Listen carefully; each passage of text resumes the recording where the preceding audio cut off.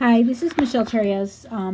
Just a short video to clue you into two different functionalities that we can easily use on the iPad to support students with any kind of print disability or any kind of distractibility, or even with vision challenges. Okay, they're great little apps to use.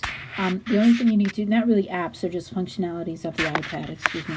So if you click on settings, to access, it's called the speak screen functionality. You go to general and click on accessibility. Okay, when you get into the accessibility options, you'll see accessibility right there at the top. Click the speech options and you're going to select the speak screen function. Okay, it says that when you swipe down with two fingers from the top of the screen, you can hear the content of the screen. Uses optical character recognition software to just recognize the text that's on the page and reads it out loud to you. The voice isn't the best, but it's pretty good. And for some students, it's really very helpful. So let me show you how that can work with other functionalities that are here on the iPad. If we're going to go to this website, that's Thomas Jefferson. When we look at this website, it has a lot of different things on it. It's pretty busy. There are lots of different ways you can look, and sometimes it's very distracting for students. And if we did the speak screen, skip to main content, Thomas Jefferson, it'll read all kinds of different things that are on the website, and that might be even more confusing to the student. So when you want to use the speak screen function, it really should be used in an article. So if you go to, you're working on a website, and you find some articles on the website that you want to read, the main text, maybe in the center portion of the screen. In your search bar in Safari, if it's an article that the Safari can use this functionality, it's called Reader View. So we're talking about two things, the speak screen and Reader View. So if you have this in the search function where it says Monticello.org, if you see the 3 lines and then that little short line, that means it can give you the Reader View. So if you tap that, it will give you a manageable view of the text on this internet page. And then if you need to, you can pull down from the top House and Gardens to get the speak screen function to work.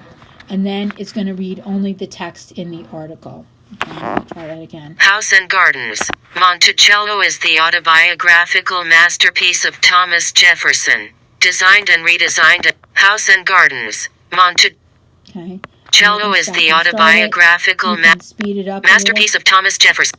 Jefferson, designed and redesigned and built and rebuilt for more than 40 years, and its gardens were a botanic showpiece, a source of food, and an experimental laboratory of ornamental and useful plants from around the world. Monticello, the house, frequently... sometimes when you use this speak screen feature, you won't get the pictures or the videos. You'll have to go back to the main screen to get the videos. The speak button will stay for you. Let's say if we go into Jefferson, and then we pick this brief biography of Jefferson, you'll see when I use it, it kind of tends to default to that reader view. So if you click on, you get the reader view. In the reader view, you have some other options you can choose. You can increase the font size. You can change the background to dark with a light text. There's 4 different options for text. You can choose a different font. That's about the only functionality there. But for some students, getting it big and then being able to read it. Ask questions and reports about the architecture, rooms, and furnishings of the main house and its dependencies. Rooms. Get a glimpse of the world Jefferson and his family inhabited by going room by room. House image gallery. Interior and Okay, I think that's... See, what's happening is that was still reading the garden from the other page. So you need to... Thomas Jefferson. A brief biography. Born April 13th. Okay, so just to summarize, if you go into your settings, you can activate the speak screen for general accessibility, go to speech, and activate the speak screen. There it is right there. Okay, and then when you're on the internet, if you use the reader view